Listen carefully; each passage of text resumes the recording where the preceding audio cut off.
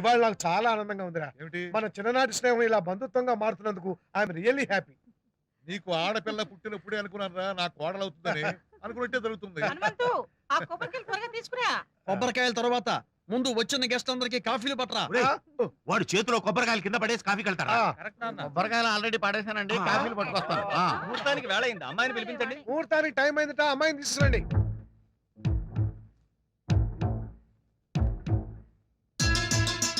భగవంతుడా, నిశ్చితార్థం అయితే సగం పెళ్ళి అయినట్టే అంటారు. ఇది ఎలాగైనా ఆగిపోవాలి. నాకేదో దారి నువ్వే చూపించాలి.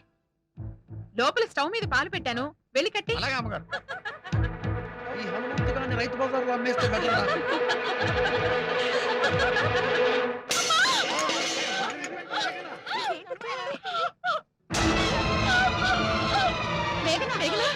ఏమైందమ్మా? ఏమైంది? మేఘనా, నీకెందుకమ్మా ఇవన్నీ? హనుమంతుడు అడిగా.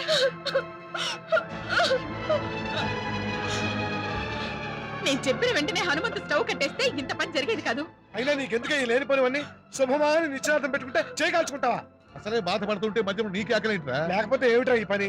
అయ్యా, అసలు ఇలా జరగటం ఏదో అశుభాన్ని సూచిస్తోంది కనుక ఈ నిశ్చితార్థాన్ని వాయిదా వేసి మరో ముహూర్తం పెట్టుకోవడం మంచిది. ఓకే ఓకే, అలాగే చేద్దాం. ఏ మేఘన, నువ్వు మందిరంలోంచి కిచెన్ లోకి ఎందుకు వచ్చావే? అంకుల్, కాసేపు ఎవరు మాట్లాడకుండా ఉంటారా? తను రెస్ట్ తీసుకోవాలి.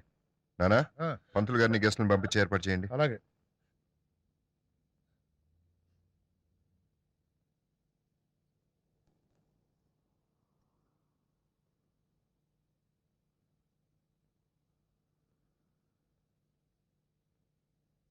ఎలా ఉందమ్మా?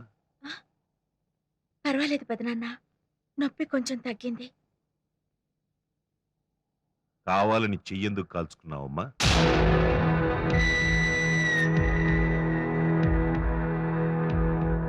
నాకెలా తెలిసిందనుకుంటున్నావా? పొంగుతున్న పాలల్లో నువ్వు చేయి పెట్టడం నేను కళ్ళారా చూశానమ్మా.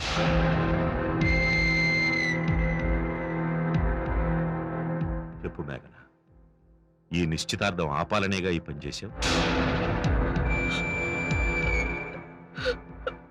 చిన్నప్పటి నుంచి ప్రతి చిన్న విషయాన్ని ఈ పెదనానికే చెప్పావు.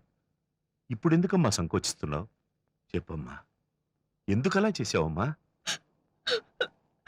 పెదనాన్న, నేను ఇంకో అతన్ని ప్రేమించాను.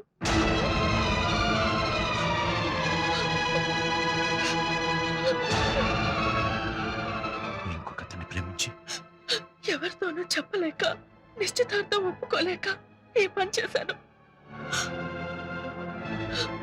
మేఘనా, ఎవరమ్మా నువ్వు ప్రేమించిన అబ్బాయి? ఇప్పటి వరకు ఈ విషయాన్ని ఎందుకు దాచావు? అందుకు కారణం ఉంది పెదనాన్న. అతను నాకు లాస్ ఏంజల్స్ లో కలిశాడు.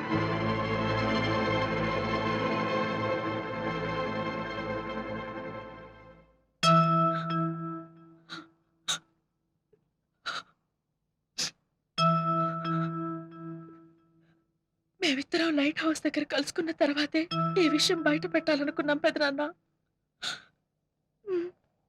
అతను అక్కడికి వస్తాడని నీకు నమ్మకం ఉందా అమ్మా?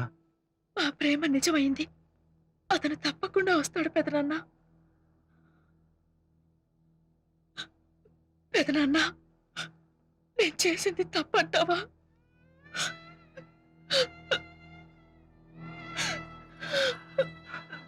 ప్రేమించడం తప్పు కాదమ్మా, కానీ తప్పుడు మనిషిని ప్రేమించడం చాలా పెద్ద తప్పు అవుతుంది. నువ్వు అనుకున్నట్టుగా అతను అక్కడికి వస్తే సంతోషపడేవాళ్ళు నేను మొదటివాడిని అవుతాను. కానీ మా పెళ్లికి నాన్న వాళ్ళు ఒప్పుకోకపోతే? నీ ప్రేమ గెలిస్తే అందరినీ ఒప్పించి నీ పెళ్లి నేను జరిపిస్తానమ్మా, నేను జరిపిస్తాను.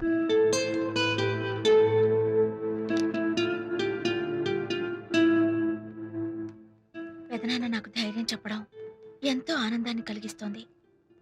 శశి, నిన్ను చూడకుండా ఇన్ని రోజులు ఎలా ఉన్నానో తలుచుకుంటేనే ఆశ్చర్యంగా ఉంది. బహుశా 10 రోజుల్లో నిన్ను కలుస్తాననే ఆశే నన్ను బతికిస్తోందనుకుంటా. శశి, టైం ఎందుకు ఇంత మెల్లగా కదులుతోంది? దానికి మనసు లేదా?